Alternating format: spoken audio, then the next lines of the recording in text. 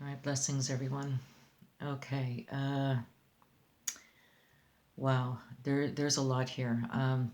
This video here, I'm just going to play it out, just give it a few minutes and play it out, where he tells you where he lives and that he was born in Germany.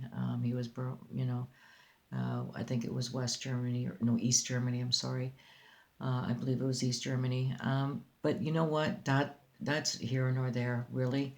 Um, because I just took a gander at what was going on, and what, Frankfurt really, meant at the time.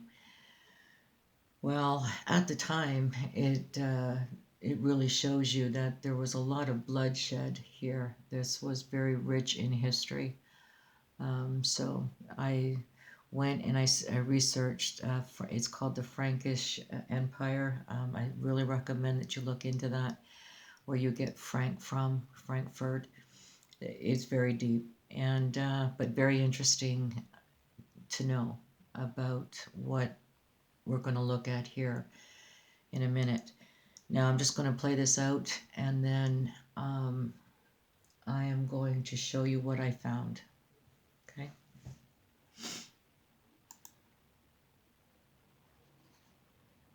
Hang on 1 second. I'm going to show you something.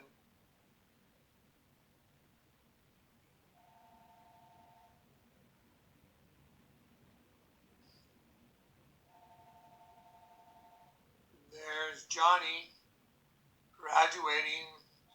See Frankfurt right over my shoulder. That's my graduation in Germany. Just so you know, I'm telling you the truth. Okay, so I took that and I took a peek, Frankfurt, just like he said, right?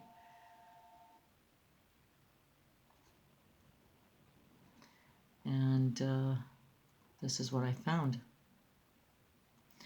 Well, first, I think it's important. No, that's not it right there. Okay. So this is what I found. This is the first thing I find. FC Frankfurt is the town's local football team, right? Who would even think anything of this, right? You would bypass this no problem. Interesting, right? For me, because I just went through the Olympics, remember? And I said, the Olympics, I said when I first watched it, it was the Navy SEALs, and they open it up with the waters, okay? And then they go to the young girl in the red, and I make an automatic bang with the little girl in the red coat, brought me Schindler's List, Hitler, and then you see the saluting with the children, you see them salute in the Hitler manner, the flag, Adam, the red, okay? Everything was red. So again, I'm going right through that, and it's going bang, bang, bang, bang, bang, bang. I mean, as it's just that fast, And so we also realize that they show you how they are making the scroll, okay? I bring this up, I show you this because there they got the black dragon, right? And they show you how they make the scroll.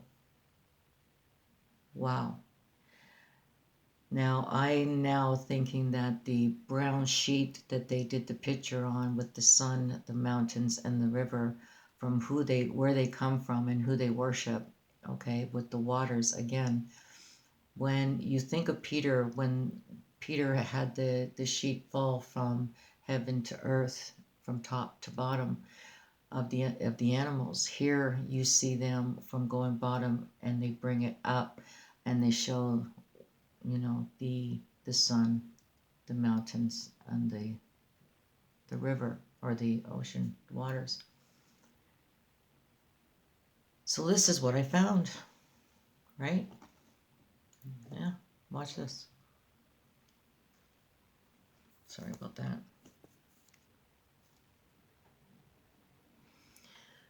Okay, FC Frankfurt is the town local football team. Okay.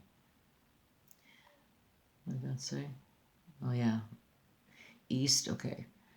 is a German football club based in Frankfurt. Sorry.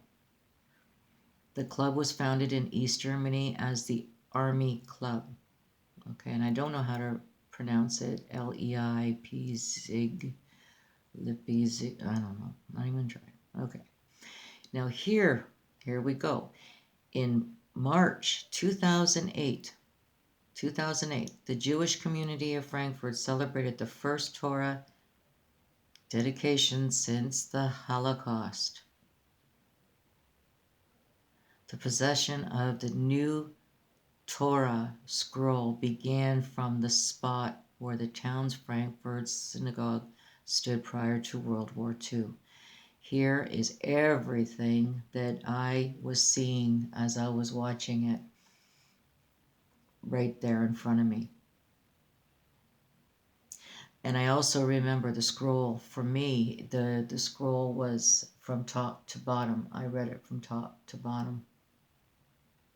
I too am a witness to that, absolutely.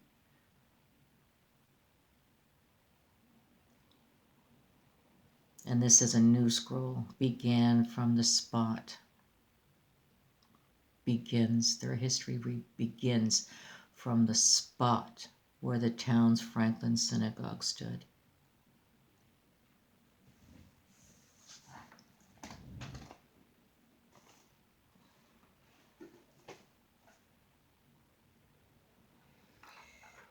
They have corrupted themselves. Their spot is not of his children. They are a perverse and crooked generation. Remember all days of old. Consider the years of many generations. Ask thy father, and he shall show thee, thy elders, and they will tell thee. They provoked him to jealousy with strange gods, with abomination provoked they him to anger. They sacrificed unto devils, not to God, to gods whom they knew not, to new gods that came newly up, whom your fathers feared not. Of the rock that begot thee, thou art unmindful, and hast forgotten God that has formed thee. And he said, I will hide my face from them. I will see what their end shall be. For they are a very forward generation, children in whom is no faith.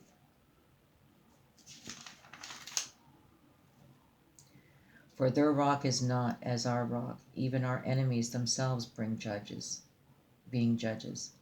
For their vine is of the vine of Sodom and of the fields of Gomorrah. Their grapes are grapes of gall, their clusters are bitter. Their wine is the poison of dragons and the cruel venom of asps. Symbolically, the dragon for the Chinese represents the Godhead.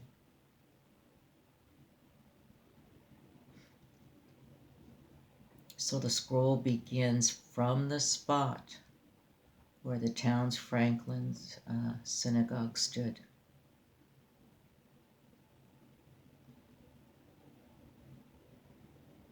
And you remember the towns? That was a basketball team, Curry, and you have Chinese. I think the number is 30, and I believe in Chinese that's what it is. 30. And you see this towns, and you see a tree, the tree of knowledge. Football. So then, this is what I found.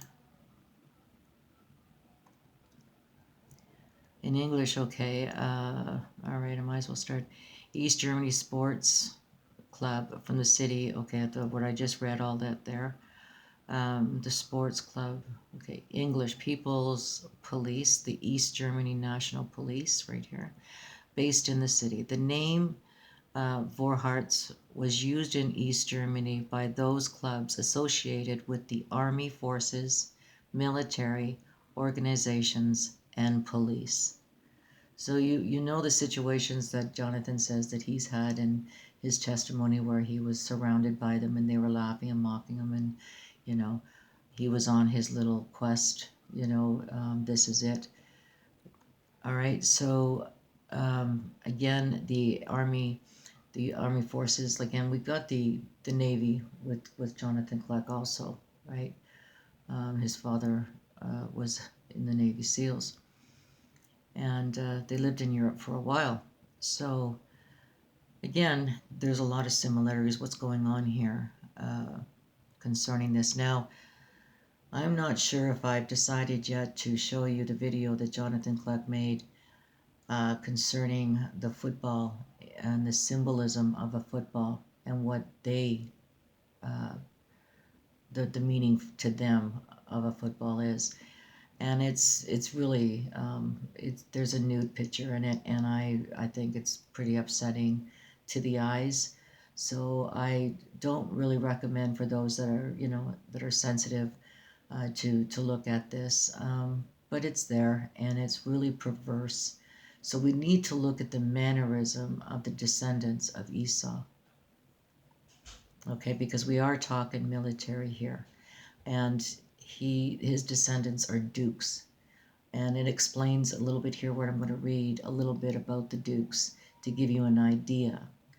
It's almost like they were warlords. It's almost like, if you look at Bill Gates, where he was more into electronics, the software and that sort of thing, and now he does the vaccines, but yet he has power to use his authority that is under everything else, but he needs that authority from the governor to do what he does, and then after that he doesn't need the assistance of or to go to the governor for anything. He just continues to do what he's doing. So this is almost like Bill Gates with the vaccines, coming from Microsoft to vaccine. Same mannerism, same way of walking it,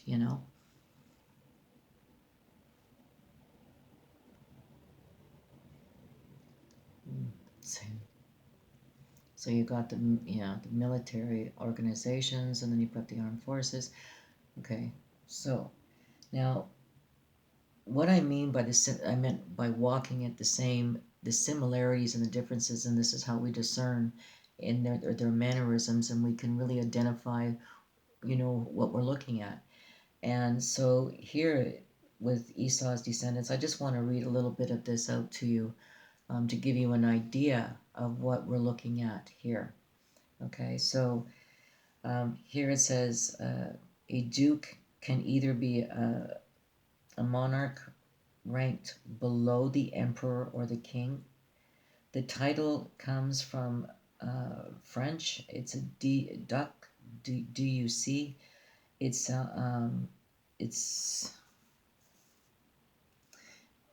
itself from the Latin dux, D-U-X, which means leader, a term used in the Republican Rome to refer to a military commander without an official rank, particularly one of Germanic, or Celtic origin.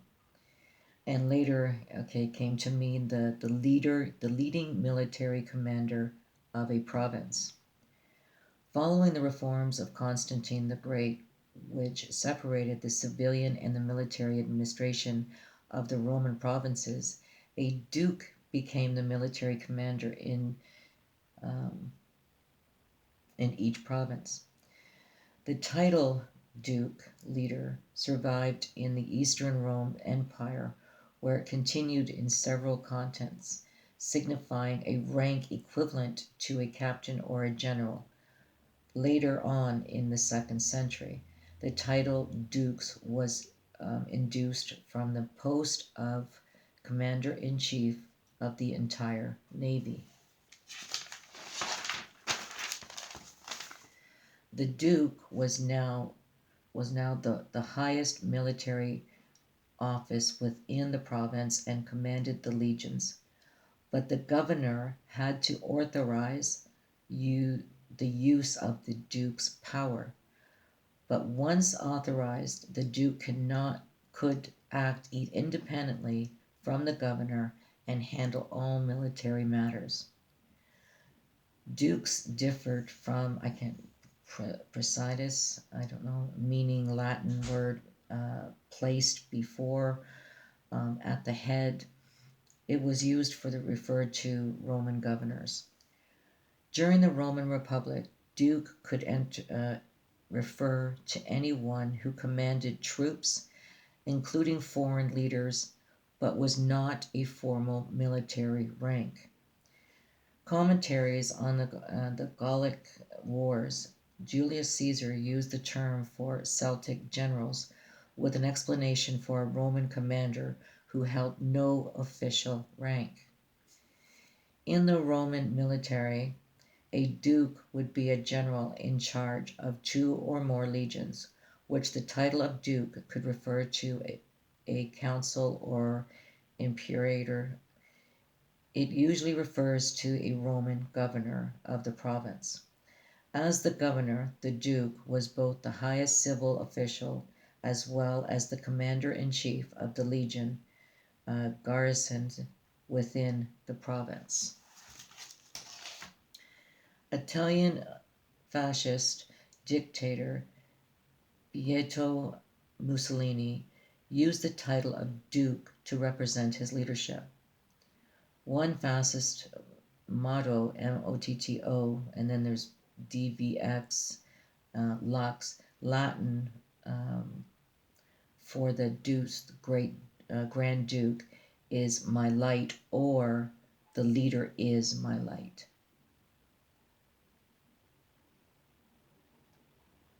So that would be the descendants of Esau. This would be a true enemy. So again, in March 2008, the Jewish community of Frankfurt celebrated the first Torah dedication since the Holocaust. The possession of the new Torah scroll, the new beginning from the spot where the town's Frankfurt synagogue stood prior to World War II. And again, the Olympics, it was Friday the 8th, 2008. And this is where the children saluted the flag in the Hitler salute. Hi, Hitler. And don't forget when I did that little thing on Hell's Bells, right? Where they, in the football on the 3rd down, they always ring that bell. Yeah. I've ever seen with a whole church.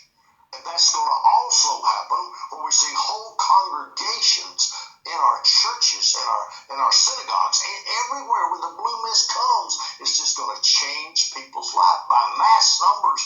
Not 3 or 4 of us, but mass numbers are going to be changed. Oh, you know, these big football stadiums, they weren't made for football. You know what they were made for? The glory of God. Glory of God. They weren't made for football. You know what they were made for? The glory of God. Glory of God. Big football stadiums, they weren't made for football. You know what they were made for? The glory of God. Glory of God.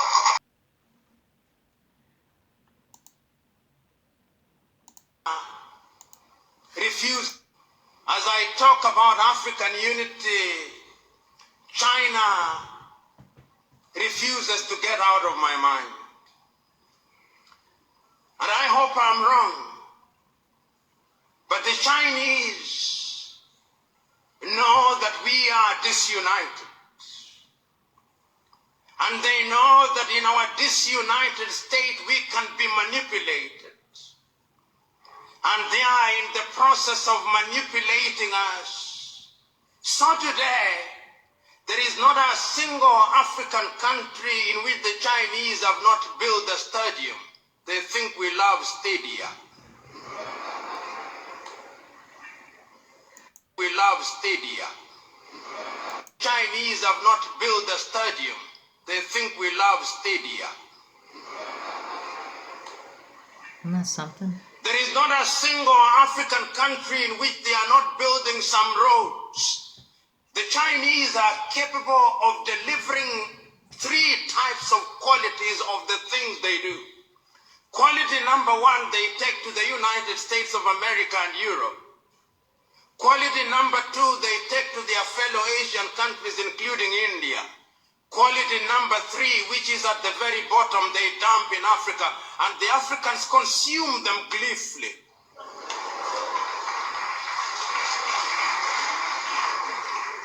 And it's because of our disunity, we are incapable of speaking with one voice. You know, many times when I look at Ghana, the Ghanaian president, whom I respect, is invited to Beijing to negotiate with Beijing, as indeed the Kenyan president would be, and the Burundi president, to negotiate with Beijing on a bilateral basis. And when they invite African leaders, they humor them, complete with guards of honor and 21 gun salutes, so that they think that they are equal. But the Ghanaian economy's GDP is possibly 1/3 of the GDP of the city of Beijing. The Burundian economy is only $2 billion United States dollars, which is the same amount that an American professional boxer earns in 1 year. The economy of Benin is smaller than Coca-Cola's advertising budget for 1 year. In other words, African economies are Mickey Mouse economies which cannot compete. And because we are disunited, we are incapable of moving as one unit. The European Union wants to have what they call bilateral negotiations with Benin. The European Union's combined economy, perhaps the largest market in the world today, is something in the neighborhood of 14 trillion United States dollars if you combine the European Union economy, and you have bilateral negotiations with Benin. That is smaller than the turnover of Standard Chartered Bank. In other words, the president of Standard Chartered Bank could very well be the one negotiating with the president of Benin, if we were to be realistic. But that is because we are disunited. And I'm submitting to us that the only antidote to that is our unity. I know, as I said yesterday, that there are already efforts to move Africa in the direction of unity at the economic front, but the suspicions in Africa are too great. The African politician is perhaps, with due respect to them, Africa's curse.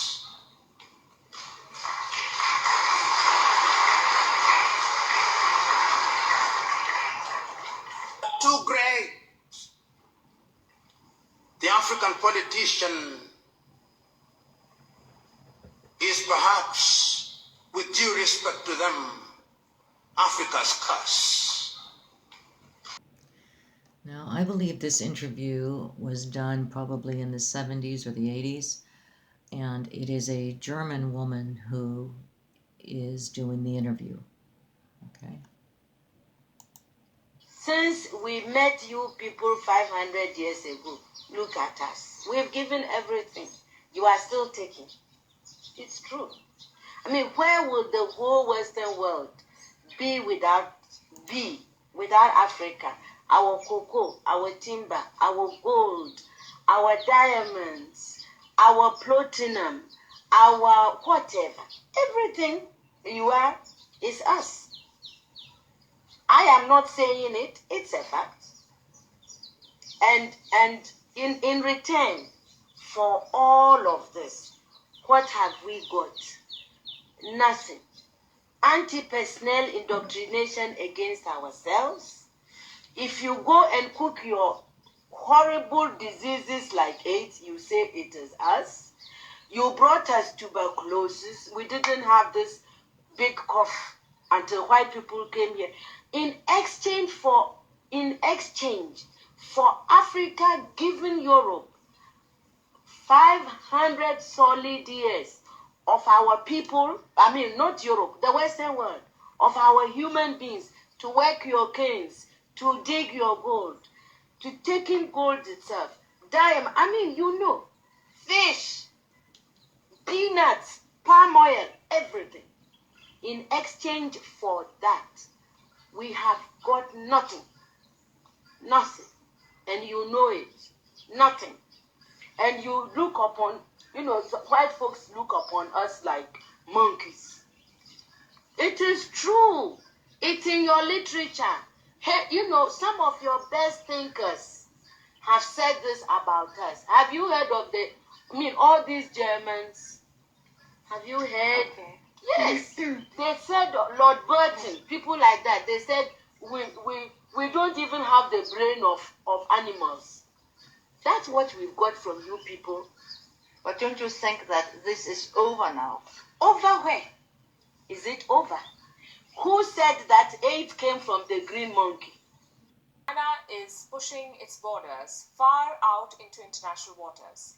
The speed and scale of this military aggression is unprecedented. Tonight, let me give you 10 instances, not 1 or 2, 10, of how the Chinese regime is using this pandemic to wage a silent war. 10 military moves in the last 4 months. Number 1, encroachment of Indonesian fisheries. This is still happening, by the way. The first instance was reported in the month of January. An incursion by a Chinese Coast Guard vessel near the North Natuna Islands. Indonesia had to beef up its naval defenses. This area is internationally recognized as part of Indonesia, but China is infamous for violating the sovereignty of others. The result is this: Chinese incursions in Indonesian waters have not stopped. Number 2, ramming a Taiwanese Coast Guard vessel. This happened on the 16th of March. At least 10 Chinese speedboats entered Taiwan's territorial waters. They attacked a patrol vessel which was clearing illegal Chinese fishing nets. Number 3, targeting a Japanese naval ship. This happened in the East China Sea on the 30th of March. A Chinese fishing vessel collided and badly damaged a Japanese maritime destroyer. China said this vessel was sailing in its waters and endangering its safety. Since when did fishing vessels start behaving like maritime militia? The fourth instance, sinking a Vietnamese fishing boat. This happened near the Paracel Islands on the 2nd of April. The fishing boat sank after being hit by a Chinese Coast Guard vessel. A crew of 8 on board the boat was captured and detained. China's excuse was the same: threat to its interests in the South China Sea.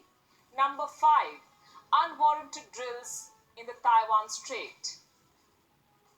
April 11th. Chinese fighter jets conducted drills just miles away from Taiwan. The reason? America's support for Taiwan's sovereignty. A US destroyer was transiting through Taiwan on this day. How could China not flex its military muscle? Instance number 6, deploying an aircraft carrier in the Miyako Strait. This happened just 2 days later on the 13th of April. In case you don't know, Miyako Strait is a strategic international waterway. Nobody can lay claim to this strait. Try telling that to China. It deployed an aircraft carrier, 2 guided missile destroyers, 2 multi-role warships, and a fast combat support ship near the strait. For what?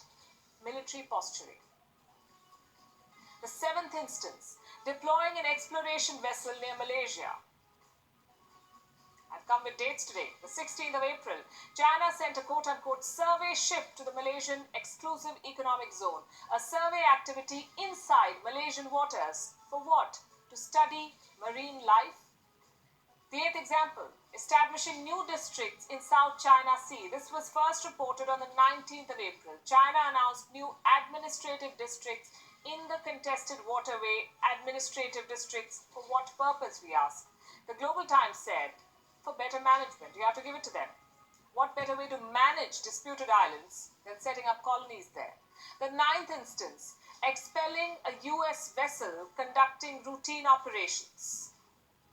This happened last week. Beijing accused Washington of taking advantage of the coronavirus pandemic by aggressively intervening in the South China Sea. Taking advantage of the pandemic. This is a bit rich coming from China. And now the 10th instance, giving official names to islands in the South China Sea.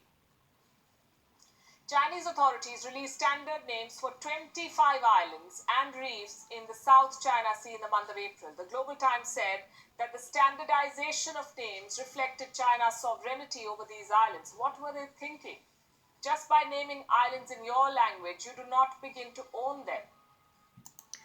Okay, you get the idea, right? So again, here I just want to emphasize this verse. They have corrupted themselves. Their spot is not of his children. They are a perverse and crooked generation. And again, that new scroll begins on the spot of the town's synagogue.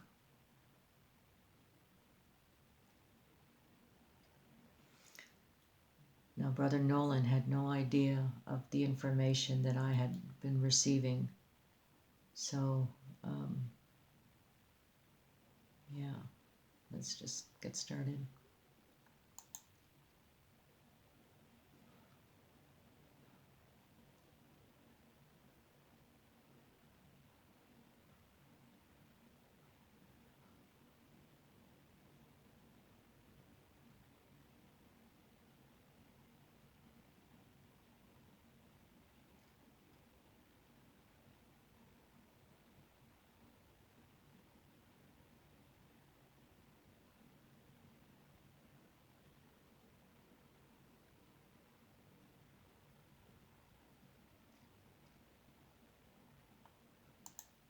I missed it.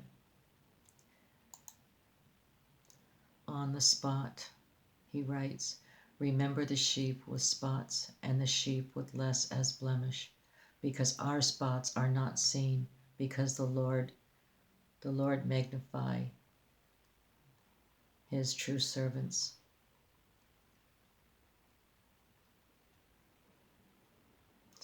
On the spot.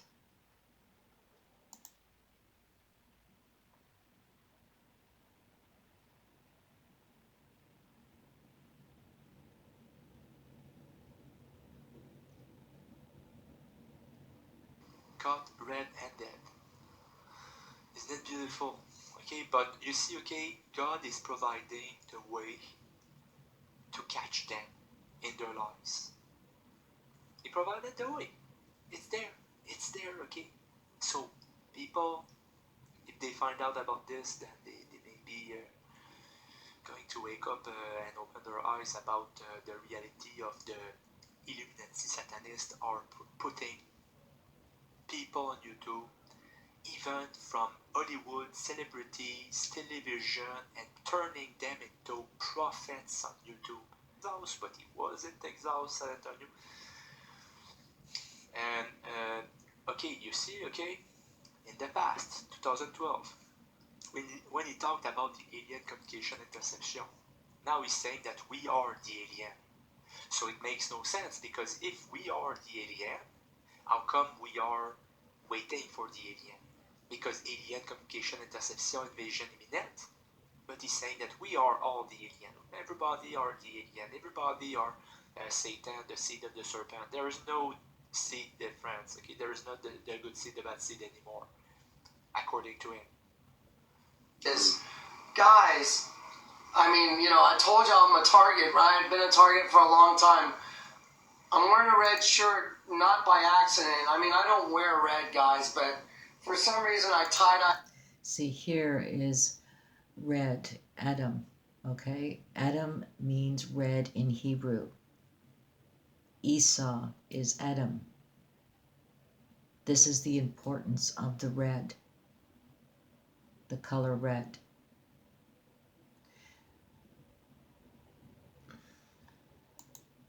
This shirt I had, and I put it on this morning just to check it out. And we're in the red zone. Get ready. See, okay, 2012. And then, if I'm still talking about it, you see he's in red also in this other video. If anyone wants to send a self-addressed stamped envelope, put it on, you see, he's in red again. And that's 2012. And in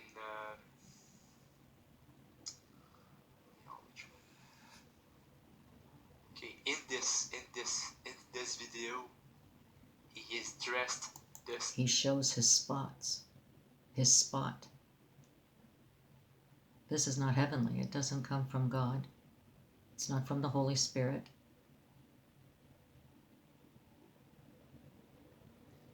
Same color as the sheep, and he's putting a finger inside the ass of the sheep, and he's making the devil horn at the same time. So, not a Christian would ever do this. Especially somebody saying that he's a prophet. He's lying to your face, he's mocking you. But on this one, you see, okay, 2019. 100% no lying, all in red. Over the top. It came with such a supernatural confirmation. Has anyone ever seen me wear red? Ever? Have you ever seen me wear red clothes? I don't own any. You see? So this little lie, well, it changed everything, doesn't it? Because 100% no lying means that you cannot lie even once.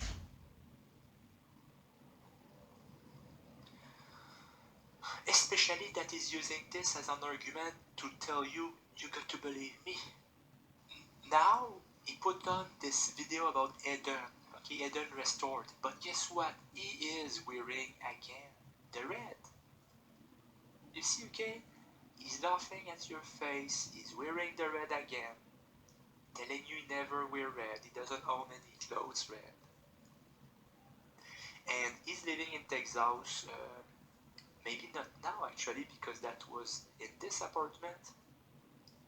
But I thought that it was interesting that I remember, okay, he was always talking about Texas. And Tila Tequila, apparently she is also there. So maybe this is an area cursed, okay, or there's something, okay, going on with those links. And he's saying that Eden is restored. You know, this bell, it rings all the way back to the Garden of Eden. Did I say that? Yes, you did. And I didn't understand it. I'm like, I don't even know what that means. What does that mean? What does that mean? It rings back to the Garden of Eden. Is that true? Yes. Okay, and then Okay, first of all, that's a bell that goes all the way back to the garden. Well, no, that goes back to Adam. I'll let him continue here. I just want to show you. I want you to hear it yourself again. It's my birthday. I have John 3:16 written on my shirt. The Lord told me to wear all red. I'm red head to toe. And this is what he told me. You see? Now, Esau was born red. This is his birthday. Esau was red. Adam means red. Esau is Adam. By the way, the name Adam, if you look at the root of the word, it means to show blood, red. It literally means red. And so, by the way, the name Adam, if you look at the root of the word, it means to show blood, red. It literally... No, it's man, okay? And with him wearing all red and doing all of this, we know that Esau was born red, of course, So, you know what this really is saying to me also here is, I believe that here in Luke 11:51 is what we are dealing with and what we're talking about here today in truth. And it says here, from the blood of Abel unto the blood of Zacharias, which perished between the altar and the temple. Verily I say unto you, it shall be required of this generation. You see, because going back, we can see that it was Abel's blood that cried out to God. So I believe it's Abel that we're talking about, Abel's blood, not Adam's blood. Concerning this with Adam, I have a question here. Because here it says in Genesis 4:25, and Adam knew his wife, again. And she bare a son and called his name Seth. For God, said she, hath appointed me another seed instead of Abel, whom Cain slew. So I found that interesting. Another seed instead of Abel. I found that very interesting. You know, it's like he says that the gardens, you know, pretty much in Texas is what he's trying to refer and say to everyone, you know. But we know that, like I said, it was really interesting to find the truth and seeking this truth, that the river ran right into Ethiopia's river ran right into the Garden of Eden, like I say, with 4 other rivers that fed the garden. I thought that was amazing, you know. So, you know, Eden is a real place, and this place is not Texas, you know. Yeah. I would tell the truth. I told them the total truth. They had to let me go. And then let's see, besides everything that happened to me before I got saved, when I got saved in Peacock Alley. I got saved in the presence of an angel, Michael. He said, pray with me, my brother. We prayed to our Father, water and light came down on me. I got saved. I walked out of Peacock Alley. I went to the bus station. I was interviewed by the San Antonio Police Department to see if I would tell the truth. I told them the total truth. They had to let me go. And then when I left the bus station, I was at Travis Park, and there was Michael again, right there. And I told Lou, stop the car, and I jumped out. It's about 1:30 a.m. I'm going to show you all this. You're going to see it all. I jumped out of the car. I'm like, I don't understand. I don't know what's going on. I know I'm supposed to go somewhere. I just don't know where. I was just bawling. And he looked at me very calmly and said, don't worry, Jonathan. He said, you know that little voice you hear now? That's God speaking to you. Learn to trust his voice. And every little thing you get to eat, every little thing you get to drink, even if it's water, thank God for it. Because it all comes from him. And I sat there and I just wept. Just wept. Oh, God. I think I offered him money and cigarettes. Oh, you need some cigarettes. It was like, I'm good. I'm like, okay. And he told me, don't worry, Jonathan, you'll know what to do. Don't worry, you'll know what to do. And then, without going through the whole rest of the testimony, then I got in the car and I drove off with Lou and went to 7-Eleven to get some cigarettes. And then I came back to Travis Park, and I was walking across the street, and so many cop car lights lit up. I was like, it looked like a terroristic event. There were lights everywhere lit up, all around the whole Travis Park. And I was like, what the hell is going on? This is true MK Ultra. Oh, yeah. It was orchestrated for sure. And I heard over a loudspeaker, Jonathan Kleck, put your hands behind your back. And I'm like, and now I'm born again. I am beaming with light. And I'm like, put my hands behind my back. And they said, you're under arrest. And all these cops started walking up from everywhere. They were coming out everywhere. There was this crowd of cops. And they're all, and I'm like, I'm thinking, what in the hell is going on? And these cops are going, dude, he was running like a deer to the feeder. And this other cop goes, yeah, it was like shooting a fish in the barrel.